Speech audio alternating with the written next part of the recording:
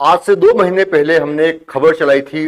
उदयपुर के व्यवसायी हैं बलराज पारिक, उनके साथ राजनीतिक नियुक्ति लाने के नाम पर 60 लाख रुपए की बड़ी ठगी की गई थी।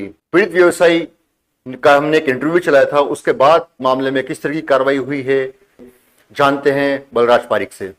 बलराज पारिक जी, बहुत बहुत आपका स्वागत है।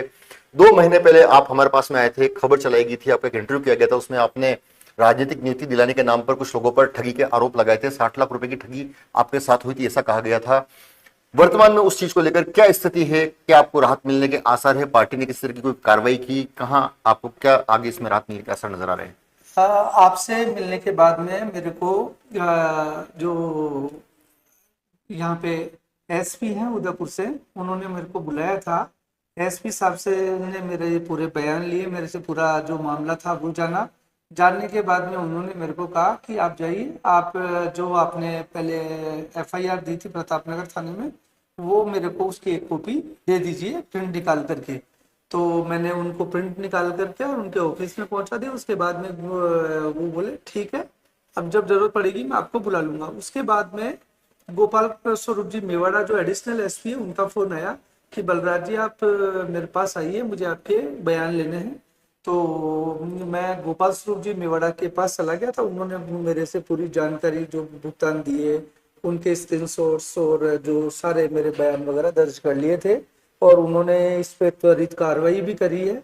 तो मुझे ये आशा है कि पार्टी ने इतना जल्दी मेरे इस मामले को संज्ञान में लिया, और ये सारा मतलब पुलिस को भी इन्फॉर्म किया, और उन लोगों ने मेरे को से बुला करके और बयान लिए और मेरी एफआईआर मतलब जो और रिपोर्ट ली।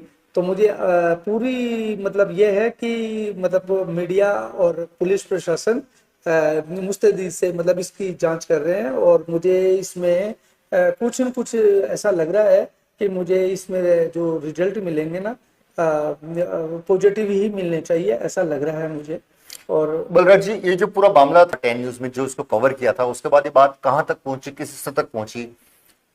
ये मेरे पास फोन तो दिल्ली से भी आए हैं और प्रदेश जयपुर से भी आए, और बहुत सारे लोगों ने इस न्यूज़ को देखा भी, और बहुत सारे लोगों के फोन भी आए।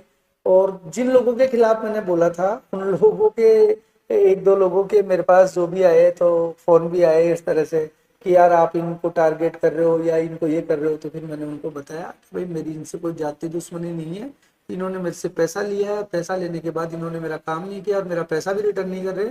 तो ये है कि मेरी जो न्यूज़ है ना, लोगों ने जयपुर मतलब प्रदेश कार्यालय में भी देखी है और विधानसभा में भी गई है, और जहां तक मेरी जानकारी है दिल्ली तक भी इस न्यूज़ का असर हुआ है। ये जो खबर चलाई है, एक बड़ी राजनीतिक पार्टी थी, आपने बिल्कुल बेबाकी से अपनी बात रखी थी। क्या उसके बाद किसी व्यक्ति विशेष की ओर से या आरोपियों की ओर से आपको किसी तरह का कोई थ्रेट देने की कोशिश की गई, डराने धमकाने की कोशिश की गई? देखिए, ऐसा पार्टी की तरफ से, तो पार्टी का मैं भी सिपाही हूँ, तो पार्टी से तो मेरे को कुछ भी कोई धमकी या कोई भी इस तरह का नहीं आया है। उल्टा उन्होंने तो आंखें खोल ली कि आपने अगर ये मेरे हमको बताया नहीं कि आपके साथ इस तरह से हुआ, अगर आप बता देते तो हम आपको उसी टाइम सचेत कर देते, क्योंकि ऐसे लोग बहुत सारे दिल्ली के अंदर घूमते हैं। तो पार्टी का तो इसमें कोई भी मेरे को धमकी भर नहीं आया है। लेकिन ये जो जिन लोगों को मैंने, जो दो लोग हैं नेपाल सिंह और अमरदीप जायसवाल, जिन मतलब जिसको मैंने पैसे दिए हैं, नेपाल सिंह उनकी तरफ से और अमरदीप जायसवाल जो है उनकी तरफ से एक दो लोगों के फोन आए थे कि इन लोगों को आप है ना, जो आप जानते नहीं हो कि दिल्ली बैठते हैं, किस तरह के लोग हैं आप जानते नहीं हो, तो इनके खिलाफ आप ये कर तो रहे हो, लेकिन गलत है ये जिस तरह से, क्योंकि ये लोग बहुत इनके आगे तक पहुंचे। लेकिन बाद में मेरे को पार्टी की तरफ से जब जो कार्रवाई मिली, उससे मुझे अंदेशा हो गया कि ये कुछ भी नहीं कर सकते और ना कुछ इनके हाथ में दम है, कुछ भी नहीं है।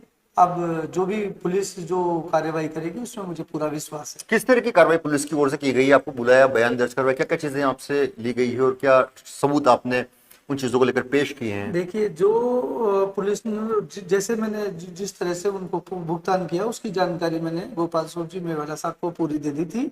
जो मेरे खातों से पैसे जो गए, एडिशनल एसपी साहब है गोपाल सिंह मेवाड़ा, जो एडिशनल एसपी वर्तमान में उदयपुर में है, उनको मैंने जो पेमेंट किए थे उनको, जो जिसके मेरे पास स्क्रीनशॉट अवेलेबल थे, उनके तो मैंने स्क्रीनशॉट दे दिए।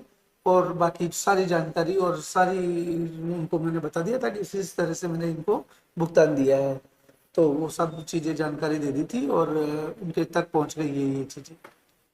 जो घटना आपके साथ में हुई थी उसको लगभग करीबन 2 साल से ऊपर का समय बीत चुका है।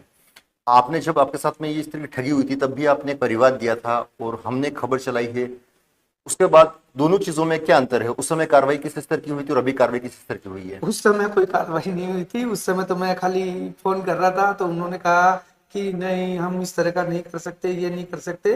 लेकिन इस बार जो ये मेरी न्यूज चली है उसके बाद में मुझे रिजल्ट आते हुए नजर आ रहे हैं, क्योंकि एसपी कार्यालय से मेरे पास फोन आया और एसपी साहब योगेश जी गोयल साहब ने बुला करके और पूरी मेरी से वस्तु स्थिति जानकारी ली।